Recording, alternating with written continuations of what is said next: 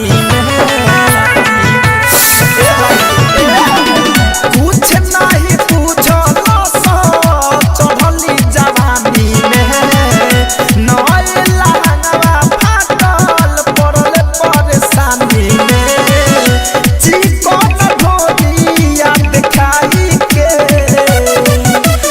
मन रहे पढ़ल जबई त चढ़ल दुरस चौकी हुआ चाके पतर की कमर हिला के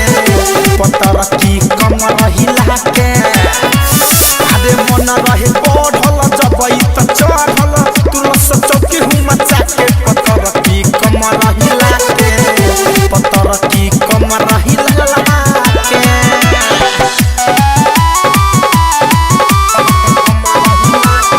GSM रिकॉर्डिंग स्टूडियो दिल्ली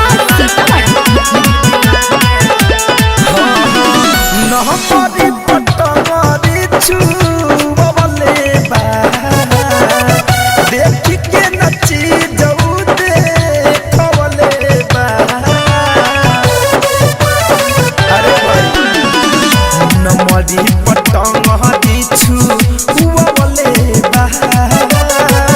देख के नची जाऊ देखवले बा जो बना के तू सपिया के मन रहे पढ़ल जबई त चढ़ल दुरस चौकी हुआ चाके पतर की कमर हिला के पतर की कमर हिला के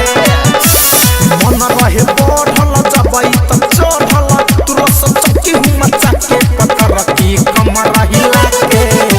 पतर की कमर हिला के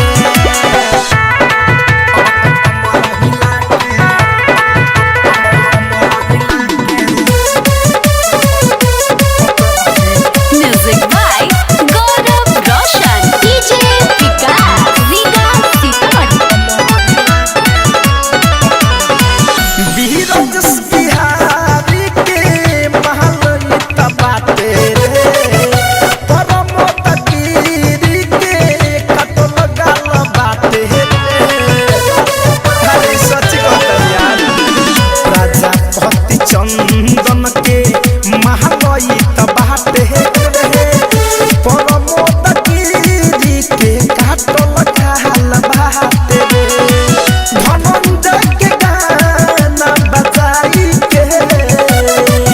आगे मन रहे पढ़ल जबई त चढ़ल दुरस चौके हुआ चाके पतर की कमर हिला के पतर की कमर हिला के आगे मन रहे पढ़ल जबई त चढ़ल दुरस चौके हुआ चाके पतर की कमर हिला के पतर की कमर हिला के RCM म्यूजिक न्यू ऐप अभी डाउनलोड कीजिए हमारे गूगल प्ले स्टोर से और पाए भोजपुरी लोकगीतों का एक से बढ़कर एक ऑडियो वीडियो सॉन्ग बिल्कुल मुफ्त।